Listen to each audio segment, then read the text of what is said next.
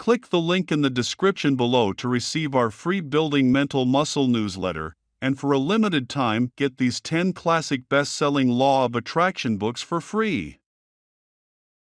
We hope you enjoy this presentation. If so, please click the like button and click the subscribe button below to receive notification when we release new recordings. Richard Hargraves presents Neville Goddard's 10 Secrets to Successful Prayer by Neville Goddard. This audio edition recorded 2023. Digitally narrated using the voice of Christopher Sage for buildingmentalmuscle.com. Copyright 2023 Iron Power Publishing. All rights reserved. Neville Goddard's 10 Secrets to Successful Prayer by Neville Goddard. Prayer. Prayer is the most wonderful experience man can have. Unlike the daily murmurings of the vast majority of mankind in all lands who by their vain repetitions hope to gain the ear of God, prayer is the ecstasy of a spiritual wedding taking place in the deep, silent stillness of consciousness. Praying, then, is recognizing yourself to be that which you desire to be rather than begging God for that which you desire. If your prayer brings no response, there is something wrong with it. The fault generally lies in too much effort. Serious confusion arises when man identifies the state of prayer with an act of will. The sovereign rule is to make no effort. If this is observed, you will intuitively fall into the right attitude. It is not what you want that you attract. You attract what you believe to be true. 10 Secrets to Successful Prayer. 1. Sleep. Carrying the action into sleep thickens fancy into fact. Once asleep, man has no freedom of choice. His entire slumber is dominated by his last waking concept of self. It follows, therefore, that he should always assume the feeling of accomplishment and satisfaction before he retires in sleep. Use this interval preceding sleep wisely, assume the feeling of your wish fulfilled and go to sleep in this mood. Then, deep asleep in a dimensionally larger world, you will see and play the parts you will later repeat on earth. 2. Meditation. In fact, the greater energies of the mind seldom break forth save when the body is stilled, and the door of the senses closed to the objective world. It is a state in which you are conscious and quite able to move or open your eyes but have no desire to do so. Drowsiness facilitates change because it favors attention without effort. But it must not be pushed to the state of sleep, for then you are no longer able to control your movements. The most effective way to embody a desire is to assume the feeling of the wish fulfilled and then, in a relaxed and drowsy state, repeat a short phrase over and over again like a lullaby. Say, "Thank you, thank you, thank you," as though you were addressing a higher power, thanking him for giving you your desire. Your future is best changed when you control your thoughts while in a state akin to sleep, for then effort is reduced to its minimum. In that state, your attention is relaxed yet controlled within the feeling without being forced or using effort. Imagination, not willpower, will create reality. With the body immobilized, feel the greater you come out of your physical body and perform the proposed motion. If you are going to walk, do not see yourself do it, but feel you are walking. If you are going to climb stairs, feel yourself climbing. My third way of praying is simply to feel thankful. If I want something either for myself or another, I immobilize the physical body, produce the state akin to sleep, and just feel happy and thankful. Having assumed the feeling of the wish fulfilled, with my mind dominated by this single sensation, I go to sleep. 3. Visualization. Now, this is what I mean by spiritual sensation. Imagine that you are holding a rose in your hand. Smell it. Do you detect the odor of roses? Well, if the rose is not there, why is its fragrance in the air? Through spiritual sensation, that is, through imaginal sight, sound, scent, taste, and touch, you can give to the image sensory vividness. If you do this, all things will conspire to aid your harvesting, and upon reflection you will see how subtle were the threads that led to your goal. Through spiritual sensation, through your use of imaginal sight, sound, scent, taste, and touch, you will give to your image the sensory vividness necessary to produce that image in your outer or shadow world. The world is a mirror wherein everyone sees himself reflected. The objective world reflects the beliefs of the subjective mind. Some people are self-impressed best by visual images, others by mental sounds, and still others by mental actions. The form of mental activity which allows the whole power of your attention to be focused in one chosen direction is the one to cultivate, until you can bring all to plan on your objective at the same time. 4. Continuous prayer. Every moment of your life, consciously or unconsciously, you are assuming a feeling.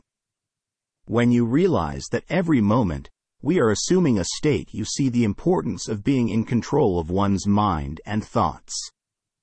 To let one's mind indulge in negative or unproductive thoughts is counterproductive. Neville calls this investing our thoughts, rather than spending and wasting them. The desire which realizes itself is always a desire upon which attention is exclusively concentrated, for an idea is endowed with power only in proportion to the degree of attention fixed on it. We match ourselves to our ideals by constantly remembering our aim and identifying ourselves with it. Have a set, definite aim, or your mind will wander, and wandering it eats every negative suggestion. After you have assumed the feeling of the wish fulfilled, do not close the experience as you would a book, but carry it around like a fragrant odor. Instead of being completely forgotten, let it remain in the atmosphere, communicating its influence automatically to your actions and reactions. Saturate your mind with one sensation and walk as though your desire were already a fact. A single sensation must dominate the mind if you want to pray successfully. Earnest, concentrated thought focused in a particular direction shuts out other sensations and causes them to disappear. You have only to concentrate on the state you desire in order to see it. Recognizing the power of feeling, pay strict attention to your moods and attitudes. What you are inwardly saying and doing is far more important than what you outwardly express and can be changed. If you have never uncritically observed your reactions to life, then you are unaware of its cause. But when you become conscious of your thoughts, you can change them. Mastery of self-control of your thoughts and feelings is your highest achievement. However, until perfect self-control is attained so that in spite of appearances you feel all that you want to feel, use sleep and prayer to aid you in realizing your desired states. These are the two gateways into the subconscious. Therefore, the perfectly disciplined man, never entertains a feeling which does not contribute to his happiness. 5. Feeling. You must assume the feeling of the fulfillment of your desire until you are possessed by it, and this feeling crowds all other ideas out of your consciousness. There is a definite feeling associated with every idea in the mind of man. Feeling is the one and only medium through which ideas are conveyed to the subconscious. Therefore, the man who does not control his feeling may easily impress the subconscious with undesirable states. By control of feeling is not meant restraint or suppression of your feeling, but rather the disciplining of self to imagine and entertain only such feeling as contributes to your happiness. Whatever the mind of man can conceive and feel as true, the subconscious can and must objectify. Whenever you become completely absorbed in an emotional state, you are at that moment assuming the feeling of the state fulfilled. If persisted in, whatsoever you are intensely emotional about, you will experience in your world. These periods of absorption, of concentrated attention, are the beginnings of the things you harvest. It is in such moments that you are exercising your creative power, the only creative power there is. Feeling is the secret of successful prayer, Feel yourself into the situation of your answered prayer by living and acting upon your conviction.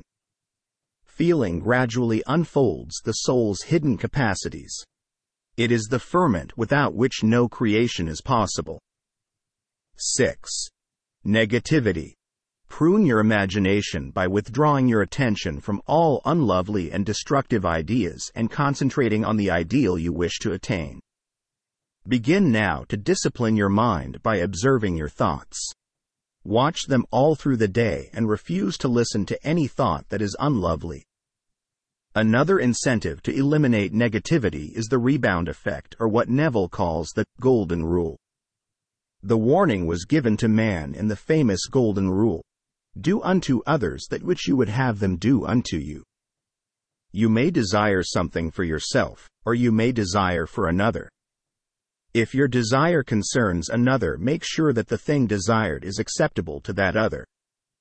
The reason for this warning is that your consciousness is God, the giver of all gifts. Therefore, that which you feel and believe to be true of another is a gift you have given him. The gift that is not accepted, return to the giver.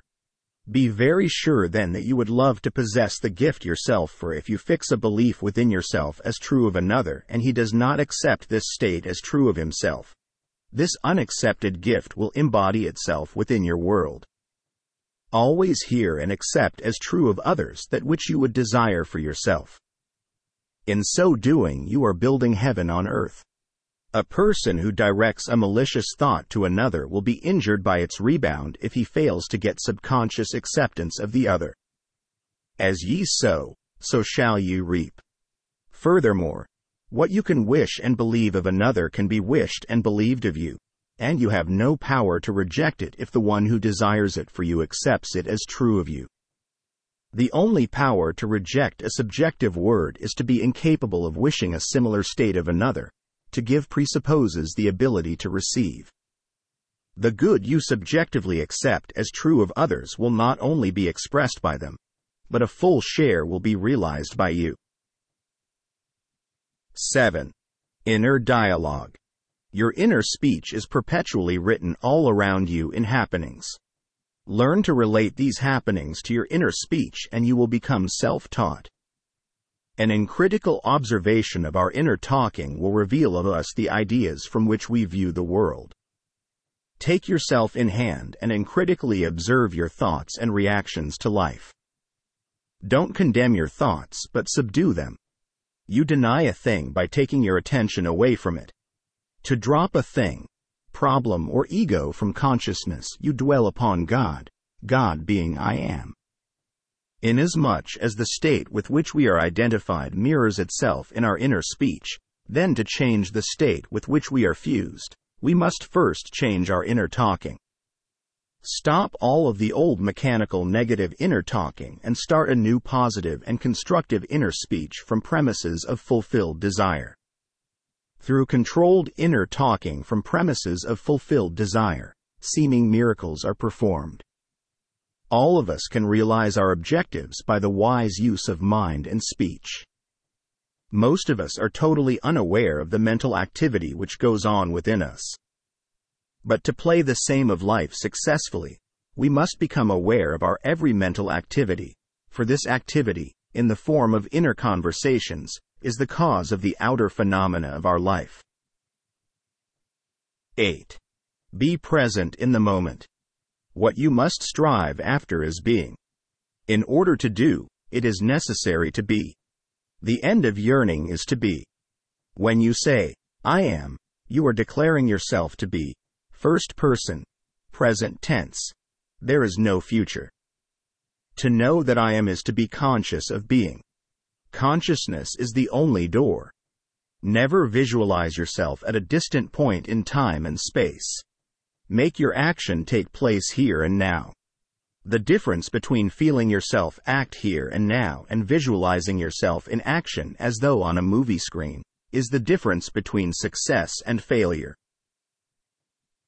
9. Time. There is always an interval of time between the impression and its expression, between the conscious claim and its embodiment.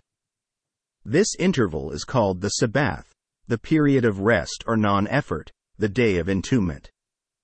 In his book, Your Faith is Your Fortune, Neville acknowledges the element of time involved in manifestation.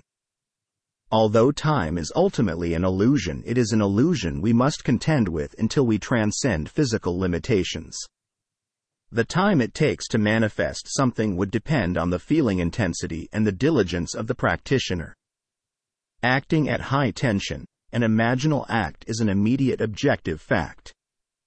Keyed low, an imaginal act is realized in a time process. Man is such a slave to time that, if after he has appropriated a state of consciousness which is not now seen by the world and it, the appropriated state, does not immediately embody itself, he loses faith in his unseen claim. Forthwith he drops it and returns to his former static state of being. Because of this limitation of main, I have found it very helpful to employ a specified interval of time in making this journey into a prepared mansion.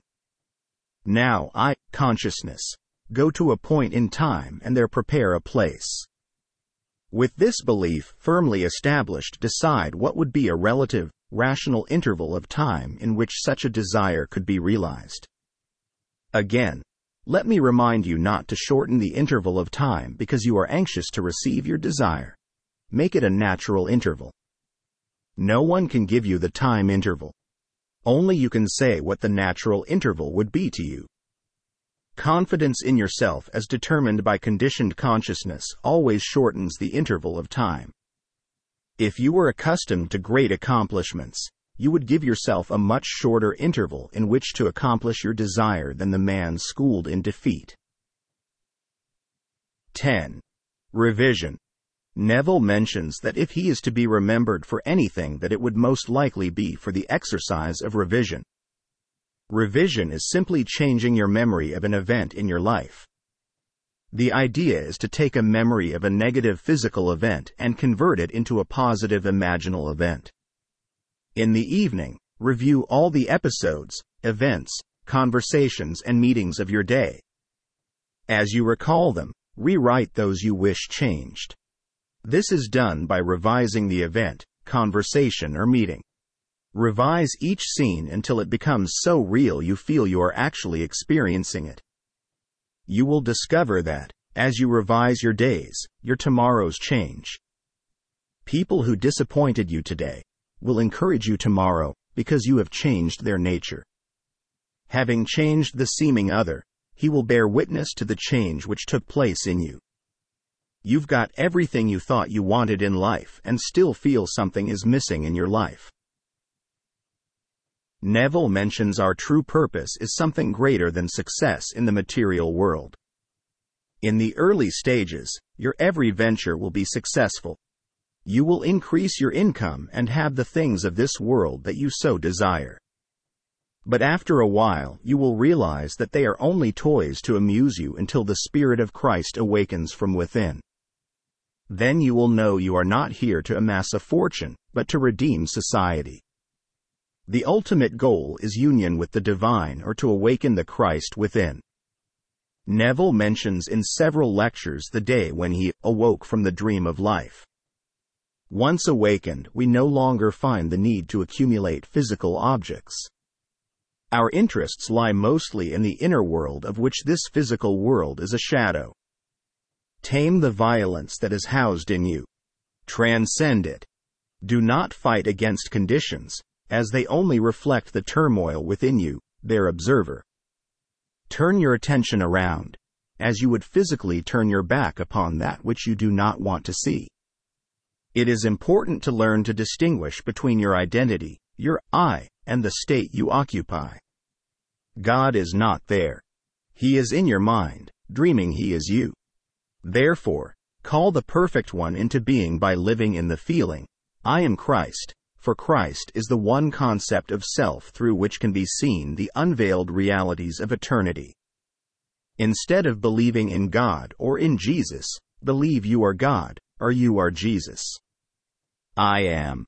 Neville has something in common with the great Indian tradition of Advaita Vedanta, which is, I am. Our sense of identity is the one thing that transcends this physical self and links us to the higher self. When we hold on to this sense of I am, it will lead us to the divine. Attention must be turned from outward through the physical senses to back inward toward the divine self. Now, you cannot change your I until you first find it. This is done by an uncritical observation of self. The discovery of yourself, your I, is essential, for it is the sole cause of everything you observe. Silently feel yourself to be I am. Do not condition it, but lose yourself in the feeling of being formless and faceless. When this expansion of consciousness is attained, move into the form of the new concept by feeling yourself in your desired state. Do this and you will discover that within this deep of self, all things are divinely possible. Anything you can conceive of being, while in your formless awareness, will seem to be a natural attainment. In order to catch that which is beyond your present consciousness, you must launch into the deeper waters where your desires swim. This is done by taking your attention away from your present problem or limitation and dwelling upon just being. Say to yourself over and over again, I am, I am, I am. Do not condition this declaration, just feel yourself to be. Persist until you slip the anchor that binds you to your problems and you will move out into the depth of their solution. Unconditioned consciousness is God, the one and only reality. By unconditioned consciousness is meant a sense of awareness, a sense of knowing that I am apart from knowing who I am. The consciousness of being, divorced from that which I am conscious of being. The catch-all state. This seems to be the one catch-all and wonderful way to practice correct prayer. Just assume an ecstatic state. Remain in this state, then your outer world will reflect this state. Neville emphasizes prayer should always be without effort or strain. So, it's important to never try to force feelings or imaginings. They must feel natural. So, the way you approach prayer may vary from day to day, depending on your mood. So, it's not necessary to follow all 10 secrets every day. Follow what feels natural on the day. What's important is you understand the underlying principles. The catch-all state is particularly valuable on days when you are finding it hard to focus, or are tired, and don't feel like visualizing specifics. On these days, just let yourself feel ecstatic, wonderful. These all-encompassing feelings broadly imply you have your specific desires already. During the course of a day, I may imagine many things, but instead of imagining lots of small things, I would suggest that you imagine something so big it includes all the little things. Instead of imagining wealth, health, and friends, imagine being ecstatic. You could not be ecstatic and be in pain. You could not be ecstatic and be threatened with a dispossession notice. You could not be ecstatic if you were not enjoying a full measure of friendship and love. What would the feeling be like were you ecstatic without knowing what had happened to produce your ecstasy? Reduce the idea of ecstasy to the single sensation. Isn't it wonderful? Do not allow the conscious, reasoning mind to ask why, because if it does, it will start to look for visible causes, and then the sensation will be lost. Rather, repeat over and over again, isn't it wonderful? Suspend judgment as to what is wonderful. End of presentation. If you enjoyed listening to this recording, please click the like button and click the subscribe button below to receive notification when we release new recordings. Click the link in the description below to receive our free Building Mental Muscle newsletter, and for a limited time, get these 10 classic best-selling Law of Attraction books for free.